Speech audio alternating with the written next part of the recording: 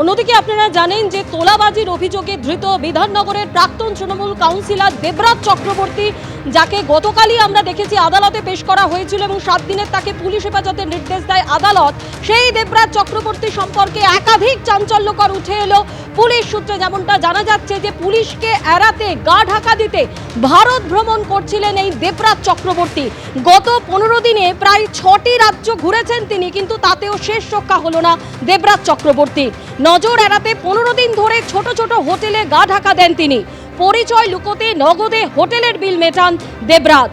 নজর এড়াতে বাসে পশ্চিমবঙ্গ থেকে একের পর এক রাজ্য, উড়িষ্যা, অন্ধ্রপ্রদেশ, কেরলম হয়ে ঝাড়খণ্ড আসতেই তাকে পাকড়াও করা হয়।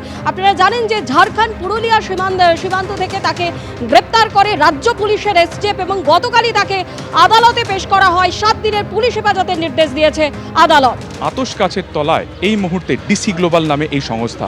পুলিশ সূত্রে যেটা জানা যাচ্ছে যে দেবরাজ গ্রেফতারের আগে তার বাড়িতে যখন পুলিশি তদন্তের জন্য সেখানে অভিযান হয়, সেই সময় সেখান থেকে 2টি মোবাইল ফোন এবং ল্যাপটপ পাওয়া যায়। এই ল্যাপটপের ভেতর থেকে ডিসি গ্লোবাল নামে একটি সংস্থার হদিশ মেলে তদন্তকারীদের, এবং সেখান থেকে জানা যায় যে বিগত 5 বছরে এবং বিশেষ করে শেষ কয়েক বছরে এই ডিসি গ্লোবালের নামে একাধিক সম্পত্তি কেনা হয়েছিল। শুধুমাত্র সম্পত্তি কেনা নয়, সম্পত্তি হস্তান্তর।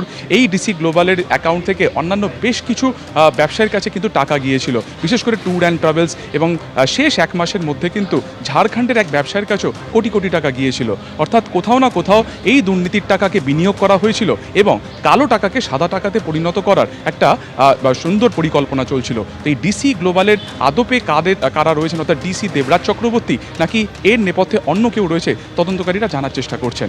এছাড়া তার মোবাইল ফোনে বেশ কিছু হোয়াটসঅ্যাপ চ্যাট ডিলিট করা হয়েছে। সেই সমস্ত চ্যাটে কী ছিল সেটাকে রিট্রিভ করার ট্রাই করছেন বা চেষ্টা করছেন তদন্তকারীরা। ক্যামেরা অভিজিৎ দত্তের সঙ্গে সুকান্ত মুখোপাধ্যায়, এবিপি আনন্দ। এদিকে ধৃত দেবরাজ চক্রবর্তীর বাড়ি থেকে পুলিশি হানায় যে মোবাইল উদ্ধার হয়েছে, তাতে হোয়াটসঅ্যাপে বেশ কিছু চ্যাট ডিলিট করা হয়েছে।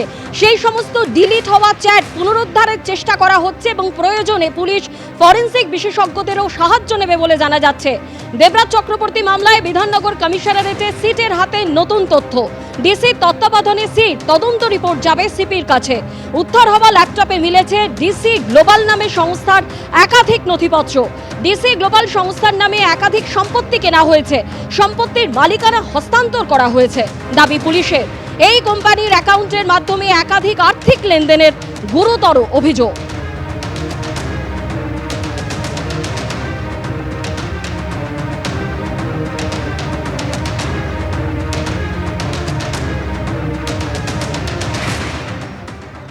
তেরোশো কোটি না 1500 কোটি এনার সম্পত্তি শোনা যাচ্ছে।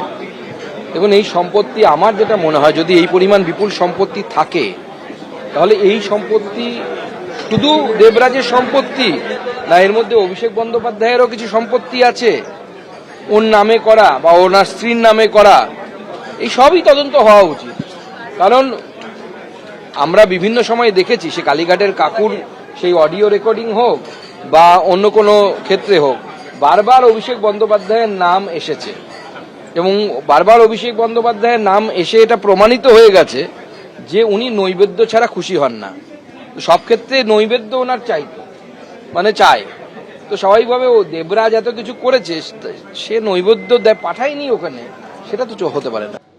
সেবাশ্রয় কর্মসূচি নিয়ে ফের অভিষেক বন্দ্যোপাধ্যায়ের বিরুদ্ধে অভিযোগ দায়ের। ডায়মন্ড হারবার থানায় তার বিরুদ্ধে এফআইআর রুজু করা হয়েছে। সেখানে রোগীদের সঙ্গে প্রতারণা এবং জালিয়াতির উল্লেখ করে অভিষেক বন্দ্যোপাধ্যায়ের বিরুদ্ধে অভিযোগ দায়ের করা হয়েছে।